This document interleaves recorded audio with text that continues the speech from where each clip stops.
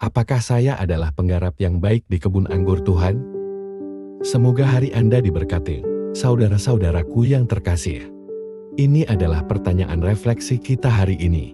To the word of God, make my heart open to goodness. Make my heart open to the beauty of God. Every day, amen.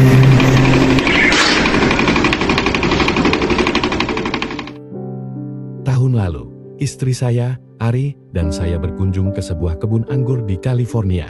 Meskipun tujuan utama kami adalah menikmati tes anggur, kami sempatkan waktu untuk menjelajah kawasan luas dan melihat kebun-kebun.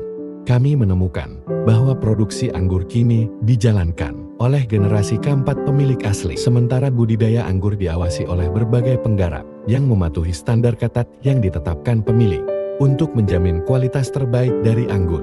Saya tercengang dengan kompleksitasnya, proses pembuatan anggur yang rumit dan memerlukan banyak tenaga kerja. Prosesnya dimulai dengan memanen anggur, lalu memecah dan menekan untuk mengeluarkan jusnya. Sari buahnya difermentasi dengan ragi, dijernihkan, disimpan, kemudian ditaruh dalam botol.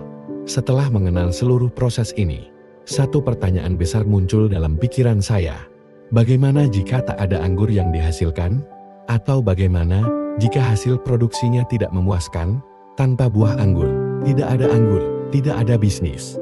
Dalam bacaan Injil hari ini, dari Matius 21 ayat 33 sampai 46, Yesus menceritakan perumpamaan penggarap yang jahat. Kisah ini menceritakan seorang pemilik tanah yang menyewakan kebun anggur kepada penggarap. Ketika masa panen tiba, dia mengirim pelayannya untuk mengambil bagiannya. Namun, para penggarap menyiksa dan bahkan membunuh pelayan itu, termasuk anak pemilik tanah. Menanggapi penolakan ini, pemilik tanah memutuskan untuk membunuh para penggarap dan menyewakan kebun anggur kepada orang lain. Setiap dari kita diciptakan sebagai kebun anggur Tuhan, seperti dalam perumpamaan pemilik tanah. Setelah menanam anggur, pasang pagar di sekelilingnya, membangun pemerasan anggur dan menara di dalamnya. Demikian pula kita semua disiapkan dan dilengkapi Tuhan dengan talenta, karunia dan harta telah Dia berikan kepada kita. Ini ditujukan untuk membantu kita berkembang. Jadilah murah hati dan bisa berbagi dengan orang lain.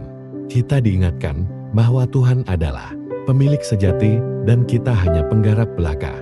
Sebagai orang Kristen, kita harus melihat diri kita sebagai pengurus ciptaan Tuhan dalam segala yang kita miliki, bukan pemilik. Serupa dengan penggarap dalam perumpamaan hari ini, kita sering tergoda untuk berpikir bahwa kita bisa mengklaim secara eksklusif hasil kebun anggur Tuhan untuk diri kita sendiri. Kita bekerja keras untuk mencari nafkah dan membangun keluarga, dan prosesnya mudah untuk melewatkan fakta bahwa semua yang kita miliki adalah milik Tuhan, bukan milik kita. Saudara-saudari, hari ini, mari kita merenungkan bagaimana kita sebagai penggarap telah bertanggung jawab terhadap Tuhan. Apakah kita mengembalikan hasil kebun anggurnya? Apakah kita taat pada instruksinya tentang bagaimana kita mengelola kehidupan kita sehari-hari? Apakah kita mencari nasihatnya? Bagaimana cara menghasilkan panen yang melimpah? Tuhan memanggil setiap kita untuk merawat kebun anggur kita dengan tekun, agar saat Dia memanggil kita pulang, kita hanya bisa menyajikannya anggur terbaik. Mari kita berdoa. Dalam nama Bapa dan Putra dan Roh Kudus, amin. Tuhan, kami mengakui bahwa apapun kami dan segala yang kami miliki berasal daripada-Mu. Syukur atas segala yang telah Engkau berikan dan untuk berkat yang akan datang.